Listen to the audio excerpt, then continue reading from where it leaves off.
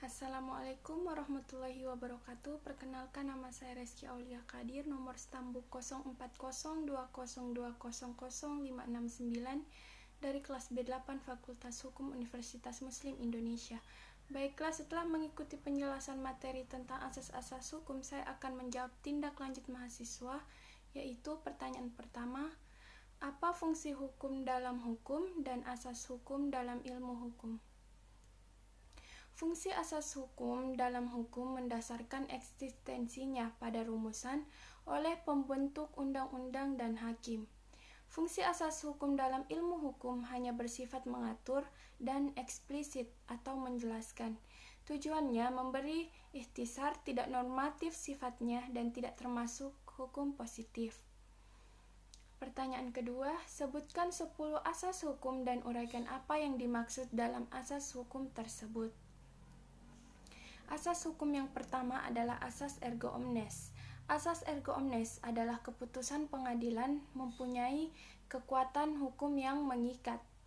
Setiap keputusan pengadilan adalah sifatnya mengikat. Ketika sifatnya mengikat, maka keputusan pengadilan harus diterapkan dan harus dilaksanakan karena sifatnya adalah mengikat. Yang kedua, asas ultimum remedium. Asas ini menegaskan bahwa suatu proses pengadilan merupakan proses akhir. Maksud dari itu adalah dalam hal suatu perkara sebaiknya diselesaikan dengan hukum-hukum lainnya. Contoh dalam hukum administrasi atau musyawarah mufakat, sebelum kemudian melakukan proses hukum di pengadilan. Jadi, mengutamakan dulu dalam hal proses penyelesaian di luar proses pengadilan. Yang ketiga, asas Adherent Word Dewiti Canon. Asas ini adalah menegaskan tentang setiap orang dianggap mengetahui hukum apabila suatu perundang-undangan telah dilembarnegarakan oleh negara. Maka undang-undang itu dianggap telah diketahui oleh warga masyarakat. Yang keempat, asas lex niminam corrigit et impossibilia. Asas ini menegaskan bahwa undang-undang itu tidak memaksa setiap orang untuk tidak melakukan sesuatu yang tidak mungkin. Karena sifatnya undang-undang hal yang pasti, maka terhadap seseorang tidak dapat dihukum terhadap perbuatannya yang tidak mungkin atau tidak belum diatur oleh undang-undang tersebut. Yang kelima, asas nullum crimen nulla poena sine lege. Asas ini menegaskan bahwa tidak ada kejahatan tanpa perundang-undangan yang mengaturnya. Jadi, suatu perbuatan atau suatu peristiwa yang terjadi di masyarakat itu dianggap sebagai kejahatan apabila telah ada peraturan perundang-undangan yang mengatur suatu kejahatan tersebut. Dan apabila kejahatan itu belum diatur oleh undang-undang, maka suatu peristiwa tersebut belum merupakan sebuah kejahatan. Yang keenam, asas nemo plus juris transfer pretesquem ipse habet. Asas ini adalah tidak seorang pun dapat mengalihkan lebih banyak haknya daripada yang ia miliki. Jadi, asas ini menegaskan bahwa seseorang itu tidak dapat mengalihkan lebih banyak haknya. Artinya, apa yang ada padanya tidak boleh dialihkan kepada orang lain. Contohnya yaitu hak untuk hidup. Hak untuk hidup ini tidak boleh diberikan kepada orang lain karena itu adalah hak yang dia miliki.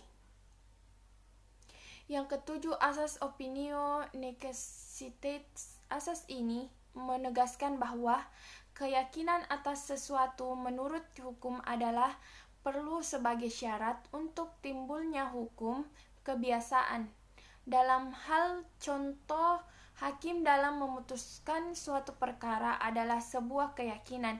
Jadi, hakim itu harus meyakini terhadap peristiwa atau terhadap seseorang tersebut, bahwa yakin terhadap unsur-unsurnya terpenuhi.